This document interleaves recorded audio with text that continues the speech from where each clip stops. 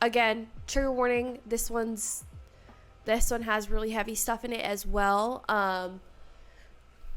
Really heavy stuff. This is with the school shooter. So if anything about this is really sensitive to you, this is just a heads up. There's mentions of self-harm in this one, and this was the guy who did the school shooting. So just be aware of that. Okay, let's just start.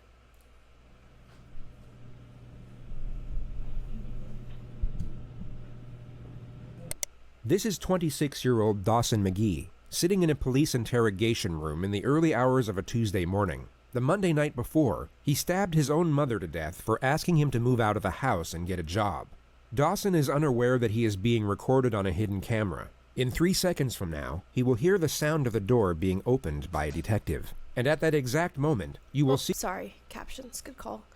Good call, good call. See a remarkably noticeable switch in his demeanor. Thank you, Dutch. I mean, sorry. We're discussing something I want to talk to you about. I want to talk to you about what happened to your mom. What happened to my mom? Well, you tell me. People called me and said something happened at home to mom. They were very bad. Mm-hmm. What happened to my mom? Thank you, That's what I'm Seven. asking you. I appreciate you guys in chat a lot. I'm waiting for my brother and sister to tell me. Okay. Well, so, was your sister home this weekend? Wait, I'm supposed to have an attorney? If you want one. Am I supposed to have I should request an attorney. Well, that's up to you if you like one. But I mean, we'd like to talk to you. You're supposed to have an attorney. I would offer. I want to ask for an attorney. You want to ask for an attorney? Yeah. Okay. It would come as no surprise that a judge deemed him fit to stand trial. A jury then found him legally sane, and he was sentenced to life in prison for the murder of his mother. All of which was in spite of a continuous charade of mental illness similar to the one you see here. Dawson clearly believed that his passage through the legal system would somehow be easier if he were presumed insane, which is a naive, yet somewhat common misconception that many suspects make when facing serious I don't know charges. why people do that. That is just the furthest thing from the truth ever. You will not have it easier just because you fake mental illness or plea insane. It's just, I have no idea why people think that is, but it will be so much worse for you. So much worse. Like, a lot. But like for this guy, if he wasn't, I understand some people do it to get out of a death sentence. But this guy, I think he just got life in prison, so I don't know if he just thought. Yeah, I have been to Klamath Falls before. Yeah, you will see after this someone who is genuinely who genuinely can use the insanity plea, and you'll see the difference between how this guy was acting, and yeah. Charges. They have this notion that a plea of insanity would either lower the severity of their punishment or liberate them from it altogether. That instead of being sent to prison, they would simply be released back into society, perhaps with a free psychotherapeutic program to attend on the weekends. Nope. This is, of course, a far cry from reality. Nope. In the United States, if you're found responsible for a serious offense, but also found not guilty of the crime by reason of insanity, you will be institutionalized at a high-security psychiatric facility. These institutions are without question some of the darkest and most disturbing places in the system. And if you're not actually suffering from the crippling effects of mental illness, living in this type of environment will be a mentally agonizing experience. The foresight of what occurs inside these units would make the majority wish to avoid them. But once you are in, it is very hard to get out, and you will have to serve the same, if not a greater amount of time than you would have had to serve at a regular prison. So to put it briefly, if you commit a serious offense and then pretend to be crazy in order to get away with it, your life from that point forward will be an extremely dark and uncomfortable existence whether you manage to fool the system or not. But there is one benefit, which is the elimination of capital punishment. The United States cannot execute someone deemed insane during the time of their offense, which is the only conceivable reason a defendant would cling to this narrative even after knowing what lies ahead should it succeed. And this happens to be a notion that ties in... Hello? What the fuck? I've literally seen this video, and I don't remember that being in that at all. What the fuck? I've literally seen this video, and I don't remember that. I literally just... Why would they do that? What is the point of having that? What is... After knowing what lies okay, ahead... it's gonna do it again because I went back. Why would they add that? Should it succeed. And this happens to be a notion that ties... What is the point of doing that? JCS, we got beef now. Why are we putting that in the video? ...in closely to the primary subject of this video. Crap. It will focus on one particular thank you for the $5. Why do that? individual whose interrogation footage is so fraught with blatant trickery that most of the segments presented to you won't even need suggestive commentary. You can simply observe and judge for yourself whether you see authentic behavior or not. But before showing you what pretending to be crazy looks like, we'll briefly show you a genuine case of the criminally insane, or at least a far more convincing one. This is 18-year-old Jared Murray, a freshman at East Central University in Oklahoma. On a Wednesday evening in December, he asked fellow student Gennaro Sanchez for a ride to Walmart. Once they got there, Murray pulled out a handgun and made Gennaro drive to an isolated country road where he shot him twice in the head. He then attempted to hitchhike to Canada, but was soon apprehended by police on the side of the road. He immediately confessed to the crime once apprehended, and was then interrogated by the arresting officer. I went down to his dorm room and asked if I could be given a ride to Walmart in exchange for $20 gas money. So he took you to Walmart? Yes, sir. And did you both go in? No, we did not go in, sir. And why not? We pulled into the parking lot, then I pulled the weapon on him and demanded that he take me to Asher, Oklahoma, sir. And why did all of a sudden did you decide that you needed to go to Asher?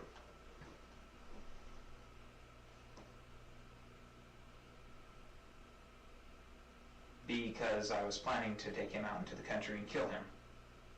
Okay. Did he say anything?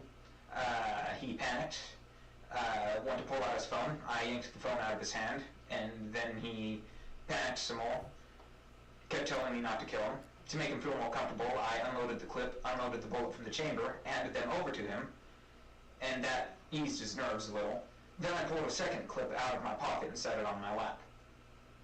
And so you're driving east, and so I guess at some point, did you decide now was the time? Yes, sir. Okay, and what happened? I loaded the gun quickly, chambered the round quickly, shot once, missed, shot a second time, hit, jumped out of the car, went around. He was driving 10-15 miles an hour, so it was rather slow. Ran around the hood of the car, and of course it was slow when he wasn't purposefully driving. Tried to pull him out, couldn't get him out until he already had hit the tree. Pulled him out there, dumped him into the, before I dumped him into the ditch, I heard him gurgling. I'm not sure if that was a physiological or physical process after death, but I thought that he might have still lived through that somehow, because he was gurgling, so I shot him again and then shoved him down in the ditch. He makes a half-hearted attempt to conceal the body with a handful of leaves and a stick. He then walks in the direction of the highway. Did you get back on the highway? Yes, sir. And which way did you go? North, sir. And what were your intentions? You were walking north. Canada, sir. You were going to Canada? Yes, sir. Okay. He states that his plan was to escape into Canada, but he had nothing to escape with, not even a passport. I mean, so you can see the difference between someone like this and like the guy last time. Like, I gotta blow my candle. Who was doing like the hand stuff, you know? Oh my god, my candle will blow out. Got it. This guy just doesn't have remorse. Like, you can tell by the way that he's talking about it. He just doesn't have emotion or feel bad about it, or he's not upset or anything like that. It's just very like matter of fact. Yeah. So people like this exist. Yeah. So, I mean, and this is, I don't know exactly what this guy would be or what they diagnosed him with. I don't know if they say or whatever. But this is something that people, live with, and they don't have emotions. They don't have, empathy. They don't feel sorry for people. They don't have, and that's because of, that's just the way that their brain is, which is, it's crazy to think about. And then there are some people that, so I don't want to say, like, because I don't know what he was diagnosed with, but like a sociopath who, isn't able to show really emotions, or like I don't know, like, yeah, so I would say sociopath, but like I don't know what he's diagnosed with. Then there are people who don't feel this way, but he talks about diagnosis, but they realize that and like go out of their way to like cover it up, like normally, like, they learn, okay, people here are upset, so like, oh man, like, I'm upset, like they can mimic how people antisocial personality disorder. Yeah, so people kind of use sociopath and psychopath like interchangeably, and that's wrong, because they're different. So okay, let me get the actual definition, because I know that they're two different things, so I want to get the actual definitions right. Psychopath versus sociopath, let's do that. Okay, so I was talking about a psychopath with like the manipulative kind of things like that. So psychopaths can tend to be more manipulative, can be seen by others as more charming, or lead a semblance of a normal life and minimize risk in criminal activities. Sociopaths tend to be more erratic, rage prone, and unable to lead as much of a normal life.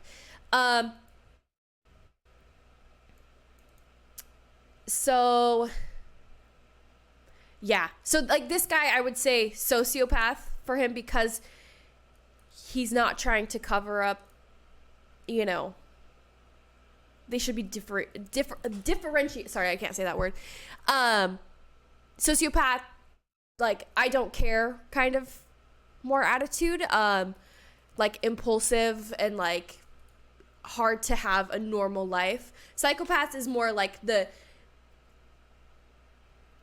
I don't want to like diagnose people. I don't want to give examples, but like manipulative, I can fake that I care, or I can live more of a normal life rather than like I just truly have no feeling whatsoever. So it's just different. The Zodiac Killer, you don't know, because we don't know who that is. We have no idea. You can't diagnose because we have no idea who the person is. Like, when he's writing letters, he can make it out to seem like he's like something else. I'm curious if like Ted Bundy was ever diagnosed with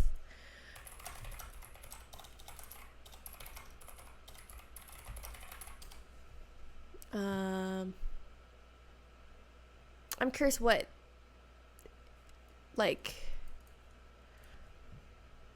if they diagnosed him with antisocial personality disorder. Is that what? Oh, okay. A group of 73 psychologists got together with the University of Kentucky to study Ted Bundy's mental health in 2007. Almost all of them agreed he had antisocial personality disorder. In fact, nearly 80% of them believed Bundy was a prototype, or also known as a perfect example of the disorder. Interesting.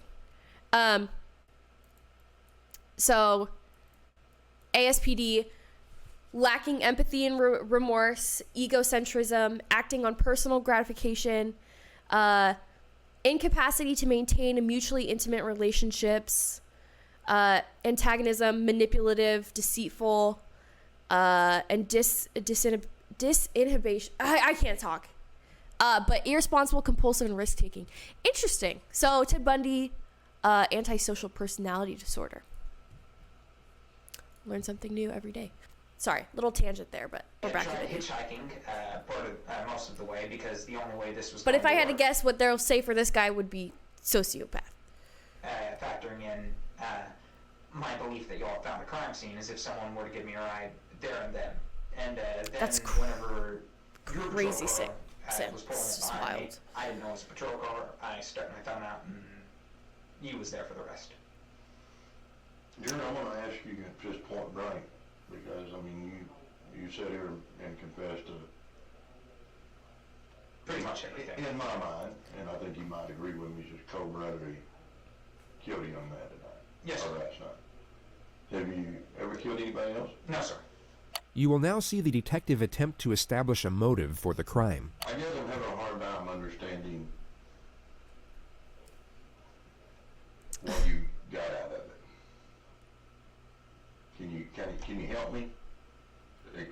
I don't really get anything out of it. Do you feel any remorse? I'm sad that I got caught so quickly. Tell me why I should believe you that there just was going to be one person that was going to suffer from your consequences of killing. You have no reason to believe me, sir. I guess I'm just still having a real hard time understanding why. The detective fails to establish a solid motive for a further 2 minutes. The discussion eventually lands on the victim's long-term girlfriend. You don't think she's going to be upset, heartbroken? I think she will be, sir. How does that make you feel? No different, sir. Okay.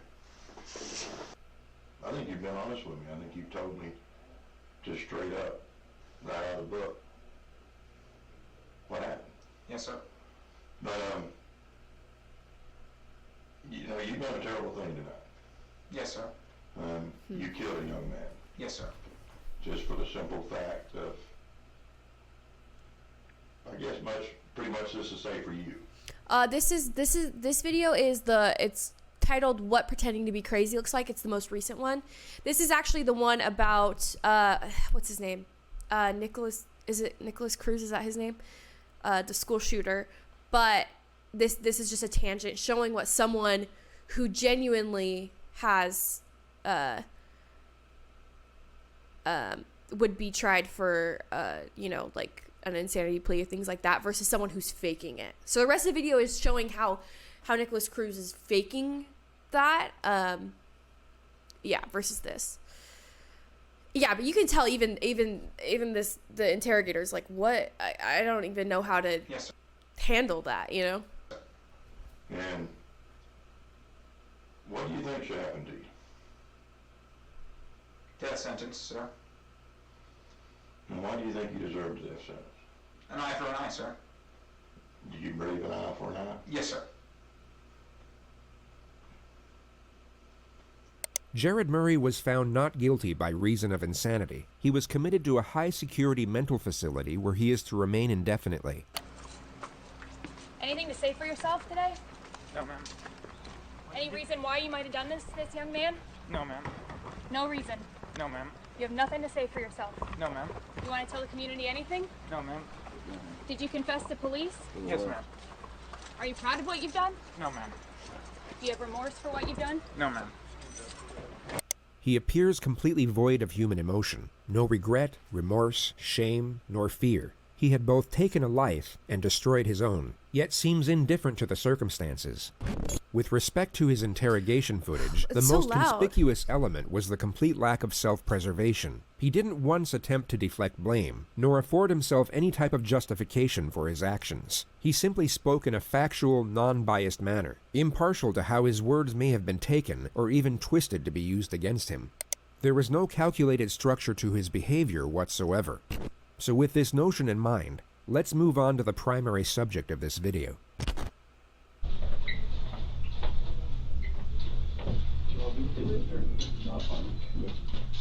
Go there a minute, have a seat on the bar chair, all right? Pull your hands up a little bit. Have a seat.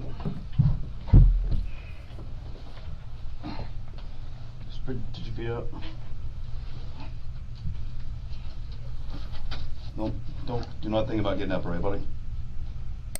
This is 19-year-old Nicholas Cruz, who 3 hours and 55 minutes prior to this moment murdered 17 people at his former high school in Parkland, Florida. Among the dead were 3 teachers and 14 students, the majority of whom were 14 years old. A further 17 students were seriously wounded during the massacre. The gunman dropped his rifle 7 minutes into the rampage and then blended in with the crowd as he ran out of the building. All right.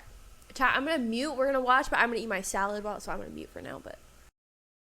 He was at large for 1 hour and 20 minutes, during which time he stopped off at a Subway and then a McDonald's, where he sat down and casually spoke to one of the victim's brothers. The student was unaware that his older sister had just been shot through the chest by the man sitting across the table. The description of the shooter was transmitted by police over the radio, which led to an officer identifying and arresting him on a street just 2 miles away from the school. He was taken to the nearest hospital and examined by a doctor for roughly 1 hour and 45 minutes. He was medically cleared and then transferred to the local sheriff's office where he was subjected to interrogation. No, do not think about getting up, right, buddy?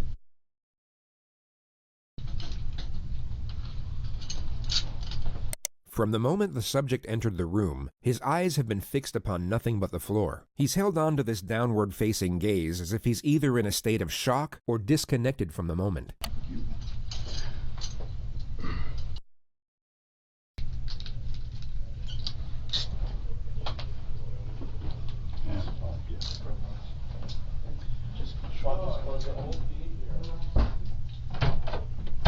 At the exact moment the door shuts, he lifts up his head to observe his surroundings. His behavior completely shifts once he believes no one is watching.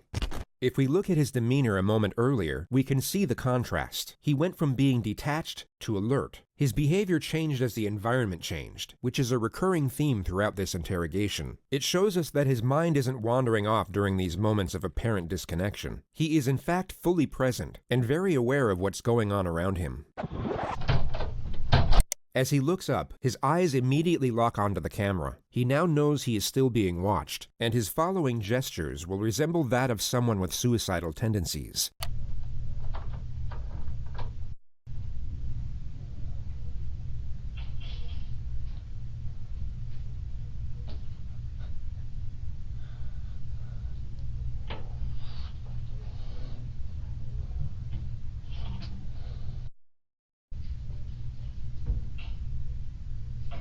At face value, these externalized suicidal thoughts may seem genuine to some, but when framed with the rest of his behavior throughout this interrogation, they are exposed for what they really are: an act, a calculated attempt to garner sympathy and paint his character in what he believes to be a more positive light.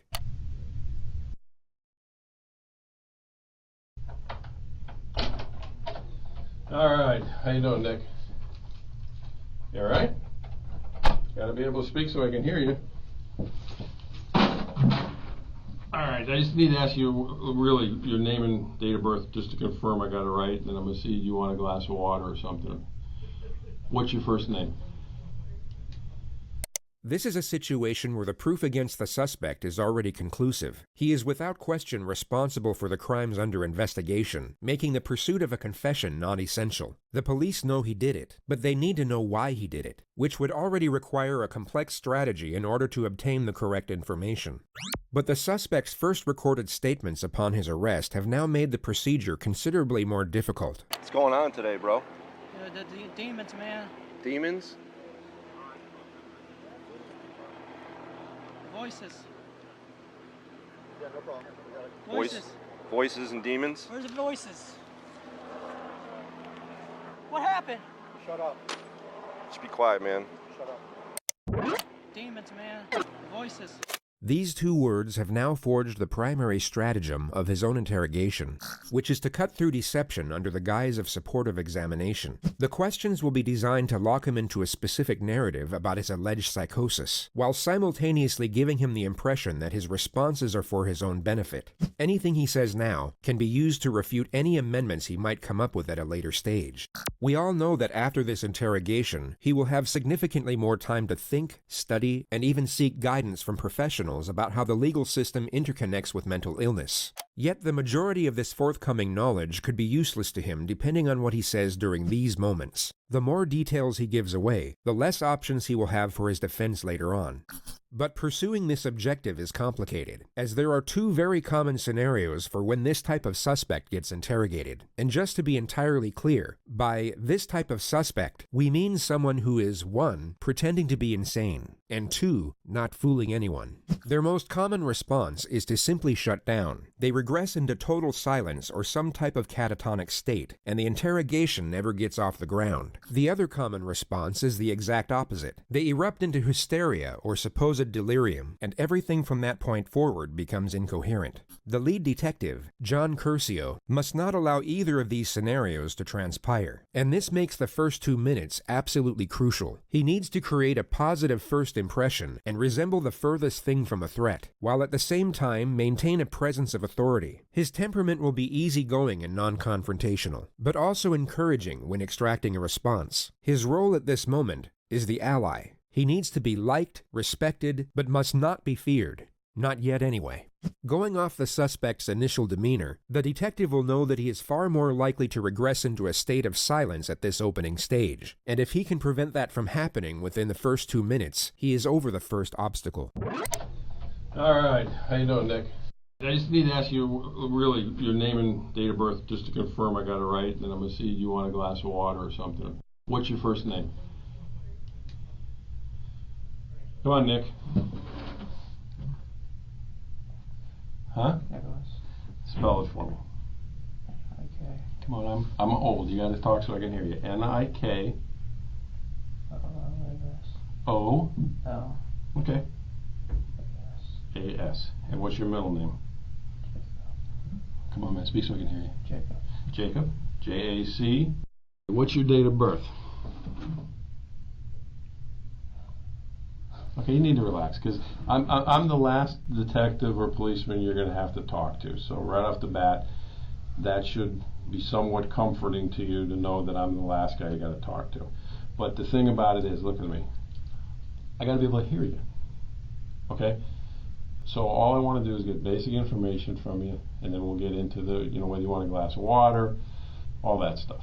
What's your date of birth? 09. January? 09. 09 September. The investigation team already know the answers to these basic questions. Their only purpose are to initiate a response, and their non-threatening nature make it more likely for the suspect to engage. They are essentially the opening wedge to get the two-way dialogue flowing. And although the suspect is still partially committed to his catatonic state, as we can clearly see, he is still responsive, making it unlikely for him to regress into complete silence from this point forward. Everything up to this moment has gone to plan. The detective has one foot in the door, and he can now develop the relationship from a more secure position. He goes about this with a standard method of rapport development, the offer of food and water. All right, let me do this. You want a cold water? You don't know if you want cold water? Thank you. Thank you. Well, I'm going to bring in 2, because I want one. It was hot, and then if you decide you want to have it, that's fine. You sure you don't want something to eat? Okay. The refusal to accept food and water is a familiar response which you may have already seen on this channel. It's a glaring manifestation of shame. This is not to be confused with guilt nor remorse, both of which require the acceptance of responsibility, which in turn directs our focus outwards on the feelings of others. Shame, on the other hand, shifts our focus on the perceptions of others towards ourselves. The subject is afraid of how it will look if he accepts the offer considering the circumstances. He instead wants to appear as if he's so negatively affected by the events that he's unconcerned with meeting his basic needs. Of course, I have so many different keys. All right, I'll be right back.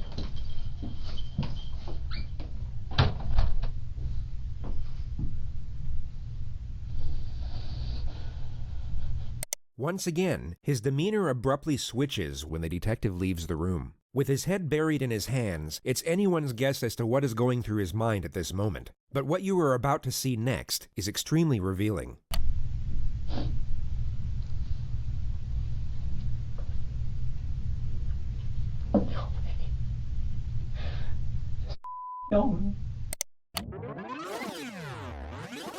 Cruz was a left-handed shooter. The surveillance at the school would confirm this, and if you pay close attention to the movements of his hands in the next moments, although very subtle, you can see that he's reimagining holding his weapon.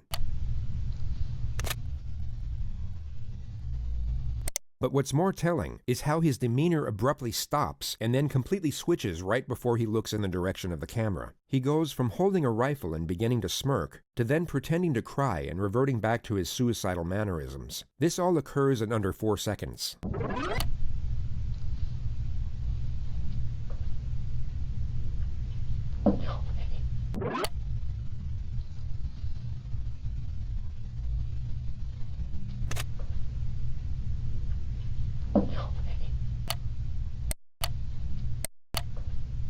It could be assumed that for a brief moment, he was not only recollecting the attack, but gaining gratification from doing so. He then remembered he was on film, giving reason for the sharp adjustment. His true self was reliving the attack and enjoying his work, while his false self was so dejected to the point he was externalizing suicidal thoughts. Complete opposites.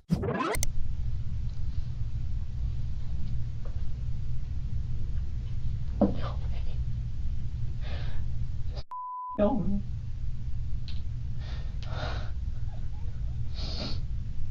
His next calculated charade is one of self-harm. He first bites himself without drawing blood, or leaving any marks that were visible in his jail intake photographs.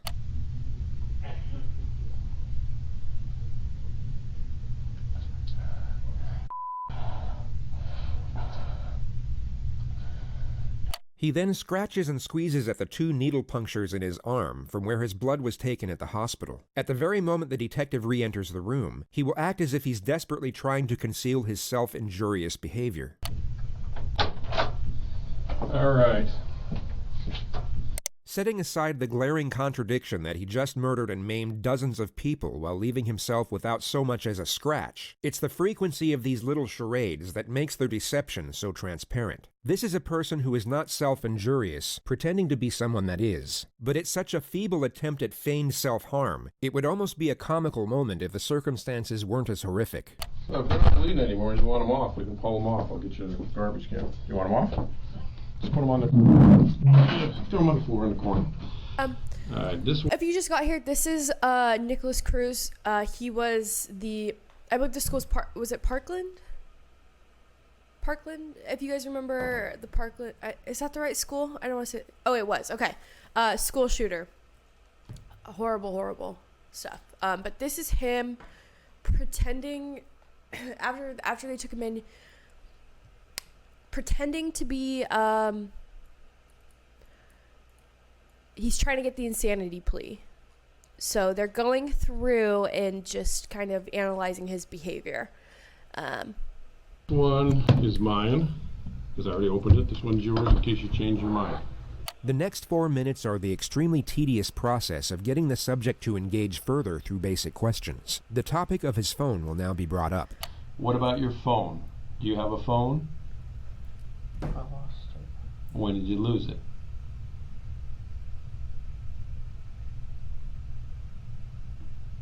Today? Today. Okay. What kind of phone is it? I don't know. Okay, is it a flip top, an iPhone, a Samsung? It's a phone. What's the number? I can't remember. Okay. He will now begin to feign a state of hysteria, which then morphs into a simulated panic attack and fake hyperventilation. The detective will need to refute the act immediately as to not let the subject gain confidence with it, but he also has to maintain rapport. This interrogator is really good. From I've seen this one, but he's really good. Confrontation. He essentially has to tell the subject to knock it off, but in the most passive manner possible. I can't remember, dude. I can't. Okay, Nick. Calm down. Okay. You've already been medically cleared. I know what's going to be talked about is difficult, but again, you don't remember your phone number. How long you had the phone?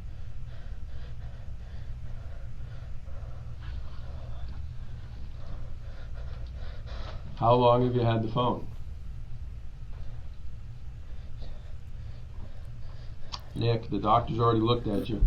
Like, he does a good job of not playing into it and like escalating it, not like it's okay, like, you know, that kind of thing. He just kind of like, all right, I'll sit back and wait then. Like, he just kind of chills. He is really good. And like in the first 2 minutes when he said that he has to get him to talk, like the whole like what's your name? Like, that kind of stuff. I don't know. I think he does a really You're good job. fine. You're not having any problems at the moment, and you're perfectly fine. So calm your breathing down, all right? And I want to believe certain things that you're going to tell me, but, you know, if we're getting where you're going to hyperventilate over a phone number, okay? All right. All right. So what's your phone number? Huh? 954. Okay, 954. The manic episode is somewhat curbed, but the subject is still clearly committed to it. 954-821. 2007. 2007. 1007. 1007. And again, going back to what kind it is. Do you know if it's an iPhone, a Samsung? I don't know. How long have you had it? Every kid knows what the phone is, man. I got kids your age. Ever since my mother died. I know, I heard about that. That's what I was going to talk about next. This is a turning point. Cruz's adoptive mother had indeed passed away the year prior from pneumonia. The topic is sympathetic towards himself, and it seems to have stopped the feigned hysteria in its tracks. Compared to his neurotic behavior in the minutes leading up to this moment, he all of a sudden appears calm. He is clearly receptive, and thus responsive, to the cue of compassion when it's directed at himself. The detective recognizes this, and although he said he would talk about the subject's mother next, he instead focuses on it immediately to keep him engaged. All right. So, but you had, since your mom died, how long has your mom passed? I can't remember, I think. Okay. This year, last year? Remember. November? Like his like hyperventilating and panic just stops. When your mom passed, were you living with her? Yes. Okay. What city was that? Parkland? The subject drops the act and becomes more engaged in the conversation. The detective inquires further about his mother for roughly 3 minutes before shifting the discussion. It focuses mainly on the subject's background, and he first declares that he was depressed for the majority of his childhood. He then reveals his history of drug use, which consists of marijuana and Xanax. After that, he claims to have attempted suicide by alcohol poisoning 2 years ago, but in his own words, was able to sleep it off. He then states that he was employed at the Dollar Tree for the last 2 years working as a cashier. So you've been able to hold down a job for 2 years. That's pretty good, right? Yes. Other than Dollar Tree, where else did you ever work? Lawn mowing. What? Lawn mowing. Lawn mowing? Oh, okay. All right. When you tried to kill yourself with alcohol, your mom was still alive. What were you depressed about back then? Loneliness. Loneliness? Loneliness. Friends? No friends? Or what kind of loneliness? I mean, everybody gets lonely. Solitude. Solitude? You don't have a lot of friends? No. Okay. Today, when I say today, starting from last night when you went to bed to this morning, did you do any kind of drugs at all? Any Xanax, any marijuana, anything like that? No? Okay. The subject reveals that he has a biological brother whom he was adopted with. He then claims to have been making $1,200 a month at the Dollar Tree. The discussion now lands on what his aspirations were. When you weren't depressed, what did you want to be when you got out of Ranger. A ranger, an Army Ranger? Did you ever apply, fill out any paperwork to try to go to the Army? I took the odds, I failed. Okay, why'd you fail? Because I was stupid. You what? I'm stupid. You're stupid? Okay, were you going to take it again? I was afraid to take it. Okay, but you had aspirations to do something with your life. You wanted to be that's a hell of a thing to want to be, an Army Ranger. The discussion moves on to the subject's gun collection, which continues for roughly 4.5 minutes. The attack on the school is yet to be mentioned, but the last gun to now be discussed was his choice of weapon to commit the massacre. What made you choose out of all the guns to want to buy an AR-15? Cool looking. Cool looking? Okay. Now when you bought it, I mean, it was a legitimate purchase. They gave you a receipt and everything, right? So you bought it legally, right? Did you fill out those forms and everything? Okay, you remember those forms? Okay. The detective now shifts the topic onto his former high school, the same place he carried out the attack. Now, 3 years ago when you went to Douglas, and obviously you stopped going there, why'd you stop going there? My depression worsened. Your depression worsened? And what was going on? Did you just stop school on your own, or did some incident happen where? Yes, some incident. Well, what was the incident that happened? Fought a kid. You fought a kid? You remember the kid's name? Yeah. Ian. And did you guys both get in trouble for the fight, or? Yeah. Okay. Well, what did they do? Suspend you? They suspended me. Okay. And what happened from there? After you got suspended, you go back to school? Yeah. Okay. What happened? Why'd you stop going there then? Felt embarrassed. You felt embarrassed because you got suspended, or you felt embarrassed because of why? Because of the fight. Okay. Well, what was embarrassing about the fight? What were you guys fighting over? A girl. Girl? Well, what was embarrassing about it?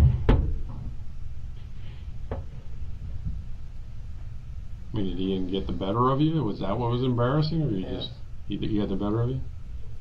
Okay. He has just provided the state with a solid argument for a motive. Establishing a reason for an offense is critical when dealing with claims of insanity. It can not only indicate premeditation, but also calculated malice in connection to the crime, something considered absent in the mind of the criminally insane. He also asserts that he was lonely and depressed while attending the school, all of which can reinforce the argument that he was exacting revenge upon the community in which he felt ostracized. Alright, so you go back to school. What ends up happening? You just stop going to school out there, or you got into more problems? Got into more problems. What was the more problems? Failing class. Okay. Not going to school. Okay. And this was all while your mom was still alive? Yeah. Okay. Did there come a point in time where you just stopped going there, or they expelled you?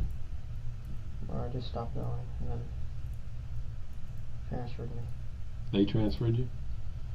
When they transferred you, was that upsetting to you? Yeah. Okay. As we know, the suspect has made the claim about hearing a voice which he labeled the demon. The detective will now attempt to get a detailed narrative of these perceptual disturbances. He will do so by asking a series of open-ended questions, and then continuous follow-up questions thereafter. This will lock him into specific claims about what he was hearing. The more information he gives away, the less he will be able to amend later on. And the more questions that are posed, the more likely he is to make contradictions that can be used against him. The suspect believes this is some type of clinical evaluation for the sake of his own well-being, and this misconception will become glaringly apparent later on. He, at this moment, is oblivious to the fact he is giving information away that will be used to cut through his own defense in years to come. You go to the hospital, the doctors clear you, and you're talking about demons. What are the demons? The voices. Well, tell me about it. What are the voices about? It's another voice, the evil side. Okay. And how long has that voice been going on? Years. Did you ever tell anybody about the voice? Never? And what does the voice say to you? Burn, kill, destroy. Okay, burn, kill, destroy what? Anything. Okay, but have you ever burned, killed, or destroyed anything? What have you burned, killed, or destroyed? Burned, just fire. Set fire. To what? Pit. In a pit. Fire. Oh, a fire pit. Okay, well, I mean, the voice told you to burn something, you built a fire in a fire pit. What's destructive about that? That's what fire pits are made for. What else did the voice tell you to do that's... Kill animals. Okay, have you ever killed animals? Yes. What kind of animals? Birds. Birds? Wild birds or people's Birds. pets? How do you kill them? Birds. How do you kill them? Wait for them, kill them. Oh, can't catch them, so how are you waiting for them? Out in the grass. Wait for a bird to come up. There's no way, man. I'm a bird lover. There's no way. You can't catch a bird, Holmes. No, I mean like... With a pelican? Oh, okay. Where's your pelican? It broke. Okay. Alright, so the voices tell you to hurt animals and start fires in the fire pit. When was the last time you heard the voice? Yesterday. What time was it yesterday? It was at night. Okay. And where were we at? Work. You were at work? So you're at Dollar Tree. And what's the voice telling you? Hurt people. To hurt people. Hurt people at Dollar Tree? Or hurt people? Hurt people in general. Okay. Doesn't say specifically who? Alright. Can you tell how old the voice is? My age. Okay. Do you have a good voice too, or just a bad voice? Is there a voice inside you that says, do good things? The detective will now start getting confrontational, and the subject's behavior will shift once more in response. You will see him get defensive as he attempts to protect his narrative, and his responses will become much faster. He will even cut the detective off multiple times. Keep in mind that he was barely saying anything at the start of this interrogation. No? So it's bad. Can't be. You held down a job for 2 years. If you were doing things bad, you wouldn't be able to hold a job down for 2 years, right?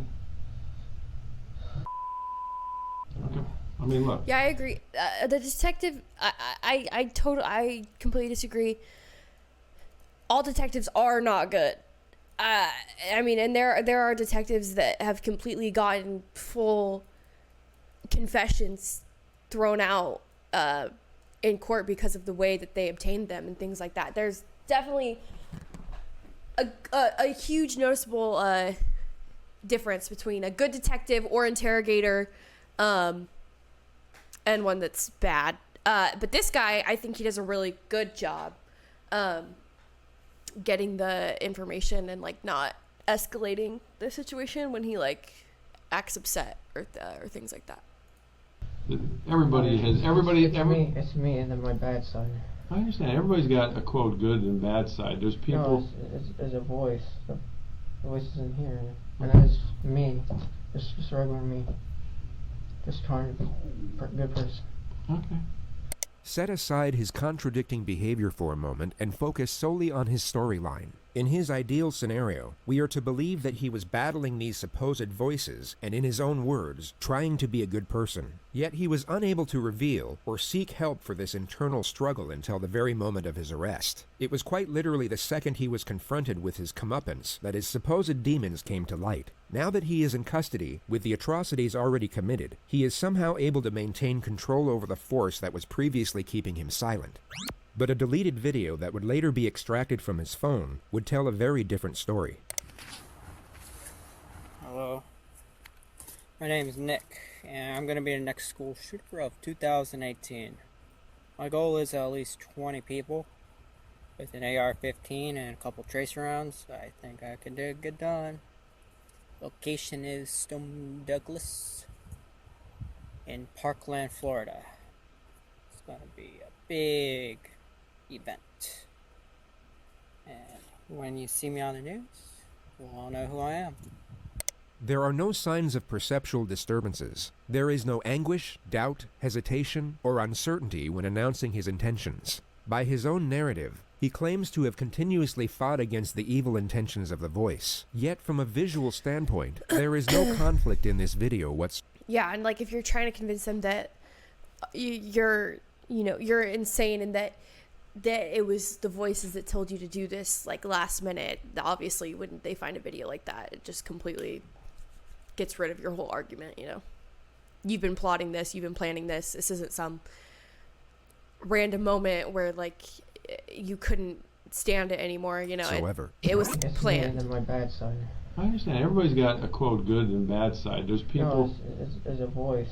The voice isn't here, and that's me, just trying to be a good person. Okay. But obviously, again, when you say it's a voice, it's you. It's all you. The voice is you as well. Yeah. The voice didn't force you to do anything, right? No, the voice did. It's two voices. There's one half that's the good and then the bad. Yeah.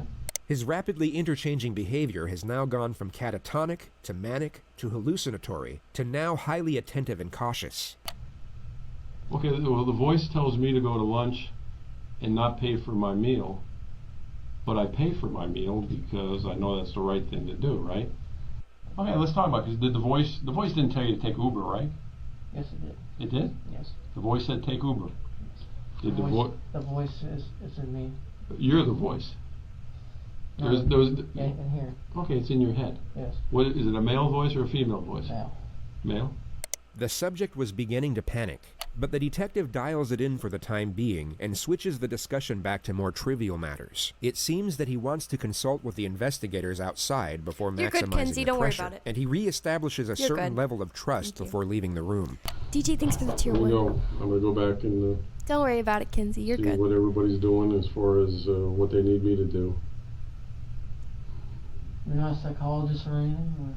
No, I'm not. I'm a 59-year-old man who's raised 3 children, so I guess that makes me somewhat of a psychologist.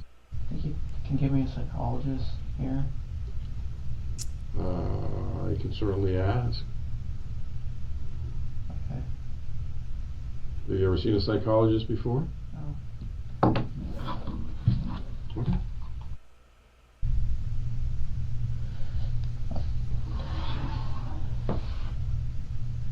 The subject scratches his arm for another 2 minutes. He then switches to a hallucinatory state and appears to be seeing things in the room.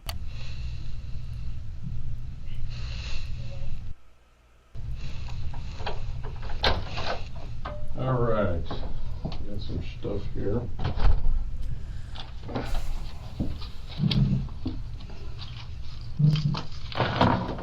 The detective will once more dismiss the act by pretending to not see it. He will then pose a question to the subject, and the charade will cease immediately. You do with the water. Will you put it back over here? You definitely don't want the water, huh? It's very interesting to observe his facial expressions at the exact moments he abandons fake behavior. These are the very brief junctures in which his true self appears to surface. It's easy to get distracted by the present situation as he sits there in a hospital gown chained to the floor, essentially helpless to the cunning devices being used against him. But in moments like this, we are reminded of what we're actually dealing with. A very short time ago, he was not helpless at all. He was the one preying on the helpless, offering them none of the sympathy nor mercy of which he is now trying to garner for himself. All right, the psychologist you want to talk to.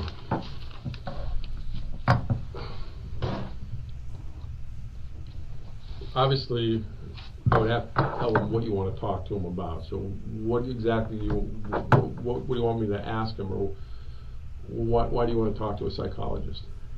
Find out what's wrong with me. Well, what do you think's wrong with you? I don't know. The detective in this next segment will attain further information about the supposed voices, only he will no longer have to tread carefully in order to maintain a friendly connection. He will still secure useful information, but also get confrontational as and when he pleases. The risk of frightening the suspect to the point where it stops the interrogation is no longer a concern.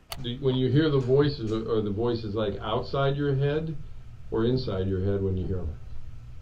Inside. Okay, so it's not like you don't hear a voice from the corner talking to you. It's inside your head. And is it always the same voice, or is it only one voice? One voice, same. And you said it's a man's voice? Yeah? Yes. Does it sound like anybody you've ever met? Anybody you ever seen on TV? Can you tell, like, by an accent? Is it an old man, young man, white man, Young black? man. Young man? About the same age as you think? But it's only one voice you ever hear, right? Yes. Do you hear the voice when you're in bed at night sleeping? Yes. Do you ever see anything with the voice? Like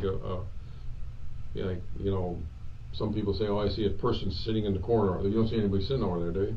It's just me and you, right? Wasn't he just acting like he was like seeing stuff though? Like when they were out of the room and stuff? Alright. Do you always obey what the voice tells you to do? I try not to. Okay. Well, how many...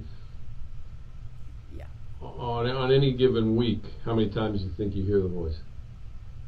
All the time? Once every day.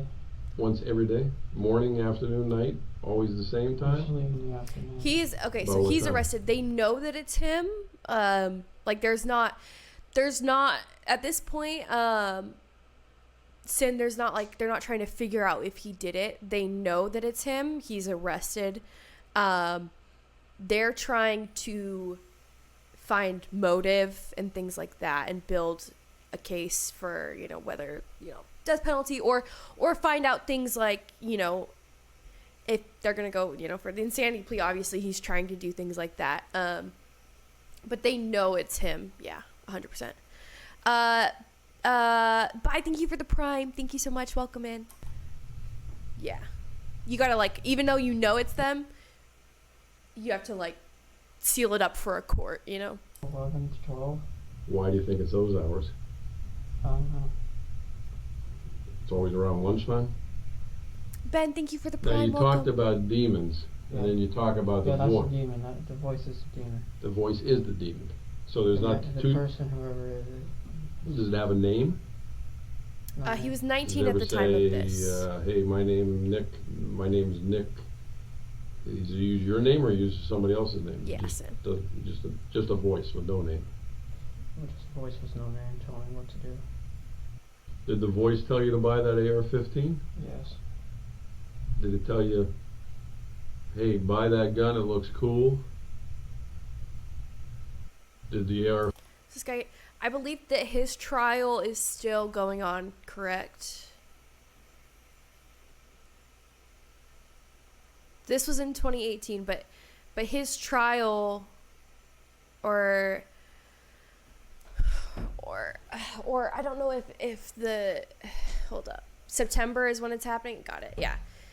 This is still happening. The trial is for the death penalty. He got death and it was overturned. Got it. So yeah, they're trying to, the next trial will be about that. But yeah, it takes so long because there's just so much like legal reasons that, you know, things have to take time and, you know, make sure you have everything. It takes a long time. AR-15 get picked out because it was similar to the gun that an Army Ranger would carry? No, it was because of the voice. Death penalty cases, yeah, take a lot longer If you too. didn't buy it, if you say, hey, I Sorry buy about that. Yeah, it's too expensive. What do you think the voice would have done to you? Just stop talking to you? No, tell me to hurt myself. How would you hurt yourself? Cut. You're a cutter? I'm a cutter. All right. When was the last time you cut yourself? Earlier. Earlier when? When I was fishing. Earlier today or Earlier today. Where were you fishing at today? At a lake. He killed 17 people, Before I the school think. shooting? Yes. What did you cut yourself with? Knife. Those little scratches on your arms? Let me look at them. Come on, man. I get worse scratches weeding my flower bed than that. You weren't trying to hurt yourself. Yes, it wasn't sharp enough. Wasn't sharp enough? No. How many knives do you have? 4, 5 How long have you been cutting yourself? years. Years? You ever cut yourself where you had to go to the hospital and get stitches? When you cut yourself, it's because the voice just told you to cut yourself. And if you didn't talk or you didn't listen to the voice, then you were going to be alone because your voice was your only friend. That's kind of what you're saying. Even though you have a biological brother. Since me and you have been talking, have you heard the voices? What's it said? Saying cut yourself. For you to cut yourself. Does the voice like me? Huh? Does the voice like me? He doesn't trust you. Why doesn't he trust me? I'm pretty relaxed, ain't I? I'm trying to figure that out too. Well, what doesn't he like about me? I mean, I'm kind of grinning because I want to know what the voice's problem is with me.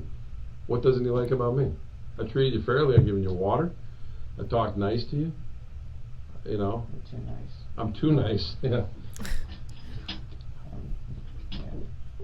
How many times has the voice talked to you while we've been in the room here together? A lot. Has the voice said jump out of the chair and do anything bad to that policeman? Saying kill yourself now. I don't really believe there is a voice, to be honest with you. Voice. No, I don't think there is. Who's all down there and what they're wearing? No. I mean, I feel you probably want to kill yourself because... Huh? I'm wearing this. Well, I know, but it's different you wearing shorts and a t-shirt because that's all you own. You know? What happened, but... No, the voice is telling me to kill myself. Okay, but the voice is telling you that the AR-15s You like guns, man. You want to be a ranger. You like guns. It's all right. There's cops like that. There's cops who got 50 million guns. You didn't buy guns because the voice said, hey, today I like Mossbergs, tomorrow I like AR-15s. You like guns. Can you call the psychologist? I've already got the questions from some of the psychologists. Some of the questions I asked you were Is from. it? Yeah. I see. That's the ones I asked you. You already? No. The questions were obviously from the investigation team and not a psychologist, but the suspect doesn't know this, and it's fascinating to observe his reaction when he sees the questions are not sympathetic in nature. He perhaps thought a psychotherapist would be asking him about his feelings and affording him some type of reassurance after he committed mass murder, and he becomes very unsettled once he realizes the procedure won't be quite as sympathetic. Voices, are the inside or outside of your head? What do the voices say? These are all questions I asked you. How many voices? You said one. Whose voice do you think it was? You didn't know. What's wrong with me? I don't know. I don't understand why you can't admit you like guns. You want to talk to a psychologist. Why didn't you talk to a psychologist when the voices started? The voice is telling me not to, and I listen. The voice was telling you not to talk to a psychologist? Yeah, but myself, I wanted to. You ever go to church? I wanted to. No, I'm saying ever in your life. Yeah. Do you believe in God? I don't believe in God. What do you believe in? I feel like there's something. Okay. But if you believe in demons, do you believe in angels? No, I'm sorry. I misspoke. I went to school for this. Sorry. I went to school for this. My bad. I misspoke. I didn't even realize what I said until you guys said that in chat. I went to school for criminal psychology is what I was trying to say. Angels is the good. Demons are the bad. But when you say the word demon, you think it's an evil spirit? Or what do you think it is? A voice. The subject had earphones in during the mass shooting. The topic now lands on the music he was listening to. Well, I mean, I'm sure we don't like the same music. What kind I don't of want to get music do you listen DMCA'd to? here, Name but I'll mute it. Name the group. What was it? Mark Green. You have to help me. Mark what? Mark something. What was the song though? Sad. That's the name of the song? Sad? No, Salad Days. Salad Days? Oh my god, I got jump scared there. It was loud. Sorry. I don't want to get DMCA'd. So, just mute it. What else? Oh, you listen to more than one song? What other songs you listen to? Yeah, people completely have the right to be uncomfortable with this. It's not a... Did you pick the music yourself? Or did I the totally demon understand pick? people being uncomfortable with this. Please don't say that in this chat. Music. Demon, and then myself partially. Alright, which ones did you pick? The sad ones. Which ones did he pick? The evil ones. The evil ones. Give me an evil one compared to a sad one. You already gave me a sad one. What's an evil one? Panzermensch. What? Panzermensch. Panzermensch. Jeez. It's so loud when he puts the music too.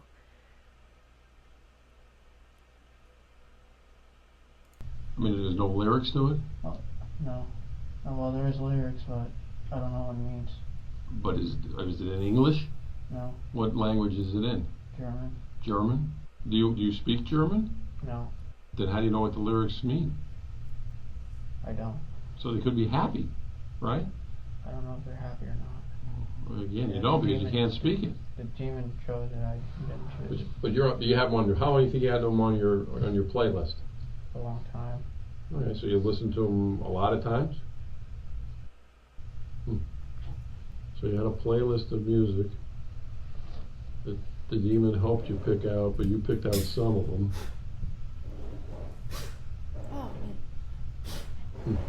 Couldn't blow it out. I'm just having a tough time understanding this demon thing. I know. Well,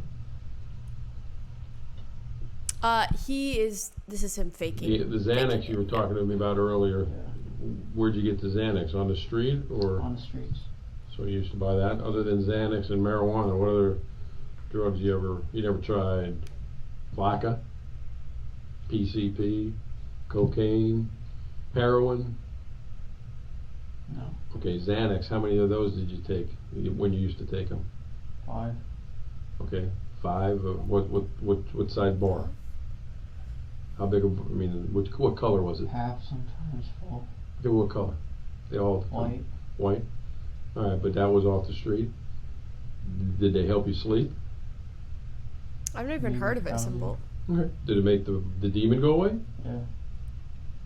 Yeah, the detective knows that he's lying. He can tell that he's faking because when he starts hyperventilating or panicking or seeing things, as soon as the detective like interjects and starts talking to him, he automatically stops. So this detective or interrogator knows the difference between that or someone who is genuinely, mentally ill or things like that. So that's why, like, when you hear him poking fun at, like, oh, why doesn't the demon like me? I'm a nice guy. Things like that. If someone was genuinely going through that stuff, he wouldn't be poking fun or doing that. But he's trying to, like, listen, I know you're full of it. Like, you know what I'm saying? So he's trying to get him to just admit to it rather than,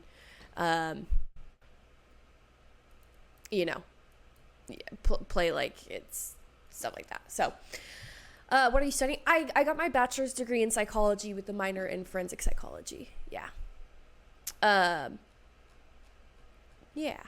But I graduated. I just stream now. I don't, did you ever want to be interrogator? Mine would be like, what I wanted to go to school for was more like, creating like, kind of like profiles for, okay, I'm going to type in forensic psychologist definition because they word it better. Okay, forensic psychology involves applying psychology to the field of criminal investigation and the law. So, like, that's what I mean, like, with the court systems and things like that I was talking about. This says, works with law enforcement agencies to develop a brief profile of criminals based on common psychological traits. In their line of work, they study behavior of criminals and address anything from psychological theories to legal issues, things like that. So you can be called into court to be an expert witness and things like that.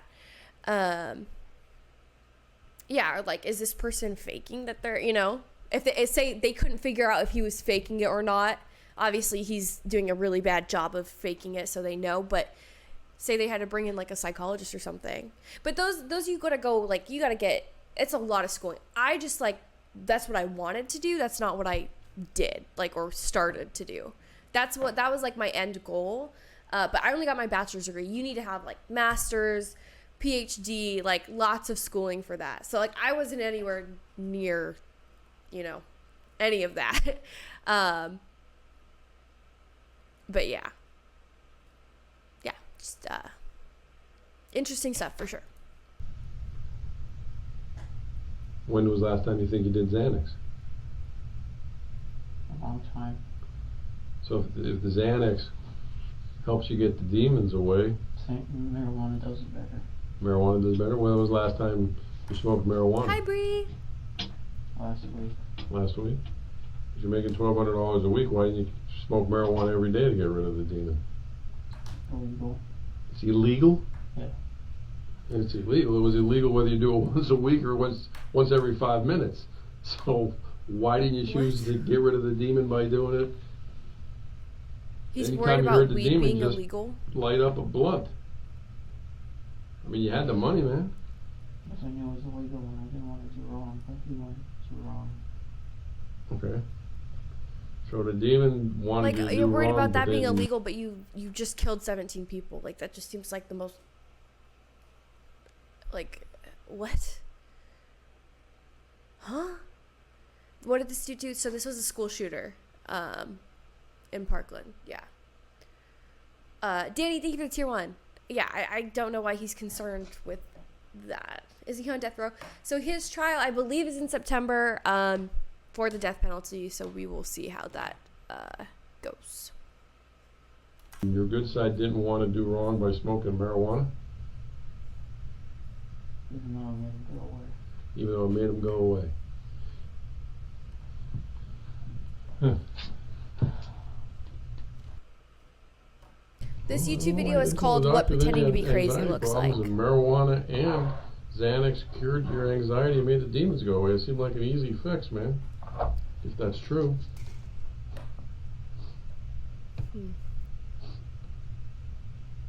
You sure you didn't like the demon's voice? You sure? I'm sure. Then why didn't you go to a doctor and get rid of it? I'm still in 100 Thieves. Why, well, forget that for a second. Let me ask you another crazy question. If the demon, was the demon there that night? Ian beat you up on campus? Huh? Was the demon there that day when Ian beat you up on campus? Yes. He told me to go up to him. Okay, so who did Ian beat up? You or the demon? Me. Okay, so why didn't the demon do something to stop it? Huh? Why didn't it? I don't know. That's a good question, because the demons tell you to do all these bad things. Why couldn't the demon get you mad enough to get the best of Ian?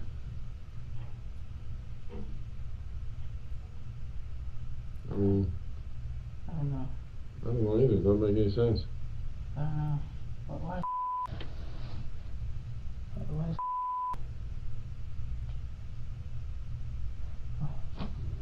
I don't know. The demon's this I don't know why. all-powerful thing that tells you to do bad things, and you're afraid of it. Why did the demon just take over right then when Ian was getting the best of you and get the best of Ian?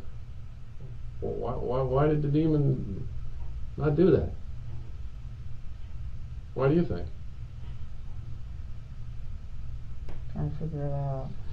I don't know. I can't figure it out either, because I don't think the demon exists. I think. I don't think it exists. No, like. I think that go ahead, bud. Am I able to like think to myself about it? Yeah, sure. Who's Ian? Ian is a guy that he got. I believe Ian is the guy that he got into a fight with at school. I think he got either like suspended or expelled or something. But I think Ian is the guy he was fighting with. I think. Think all you want. I'm just thinking about the demon. Alright. Well, you want me, I'll leave you to think for a while and I'll come back and talk to you. I personally, I think you're using the demon as an excuse. I'm not. I promise. You could have stopped the demon by getting a prescription for marijuana. You could have stopped the demon by getting a prescription for Xanax. You could have stopped the demon by illegally doing marijuana, which you were doing anyway. You could have stopped the demon by doing Xanax illegally, which you were doing anyway. He probably stole the AR. No, he asked him. He said that he had the I can't talk. The AR was his. Like, he bought it, right? That's what he said. I'm pretty sure that's. Didn't he ask him? He's like, did you get it legally? And he said, yeah, no, because he has like a lot of guns or something. They were talking about how much he likes guns and things like that. The demon anytime you want. You didn't want to stop the demon. The subject seems to be coming to the realization that he's not going to be treated as a victim. As he begins to meet this reality, you will notice him exhibit signs of fear. You will then see him attempt to escape the confrontation by feigning a state of psychosis once more. The detective will recognize this, but this time will not afford reassurance. He will instead apply further condemnation, and a visibly frightening realization will engulf the suspect from that point forward. It's essentially the very beginning of retribution. The detective introduces him to the rest of his life at this moment. No, that's not true. You didn't. You could have. I've given you 4 ways you could have stopped the demon, man. Okay, now you're just acting like that because... No. Okay, well, relax. You're just acting like that because I'm making sense. Calm down. I'm making sense, and you don't like when it makes sense. No. Because it doesn't fit into the story you're telling right now. No, I'm telling you the story. It's true. Well, why are you looking at your arm now? I'm trying to understand why. Well, why didn't you want to stop the demon? I don't know. Because I think you like the demon. No, I don't. Why didn't you stop it then? I don't like the demon. I don't like the demon. I don't like the demon. I don't like the demon. Well, that's if the demon even exists. Can I get an attorney or something? You want what? An attorney? Yeah. Did the demon or the voices tell you to get an attorney? Okay. All right. Will you tell the voice that don't hit yourself in the head? because the attorney the demon just requested, I will stop talking to you. I'm scared. You're scared of what?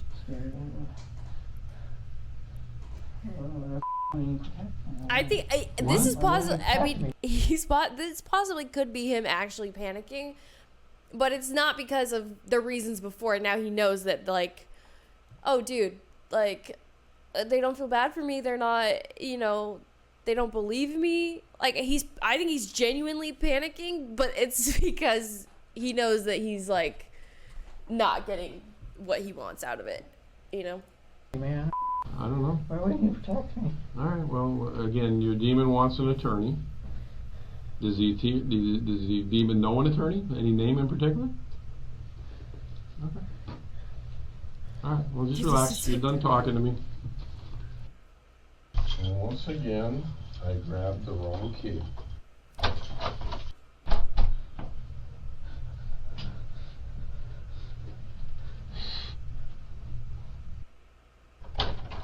Alright, do me a favor.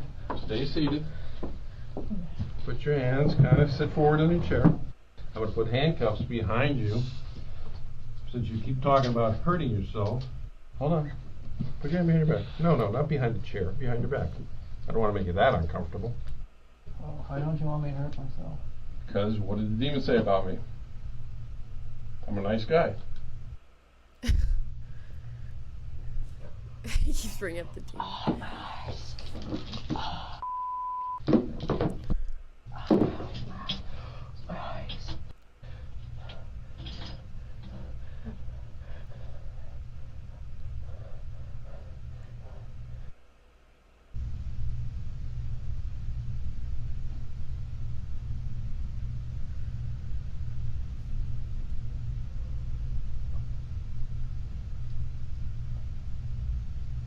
Nicholas Cruz was taken to the Broward County Jail, where he remains in isolation to this day. His trial date is yet to be scheduled. The 20-year-old has been held without bond since last year's mass shooting that left 17 people dead. His attorney said he would plead guilty in exchange for a life sentence, but prosecutors rejected that offer and are seeking the death penalty.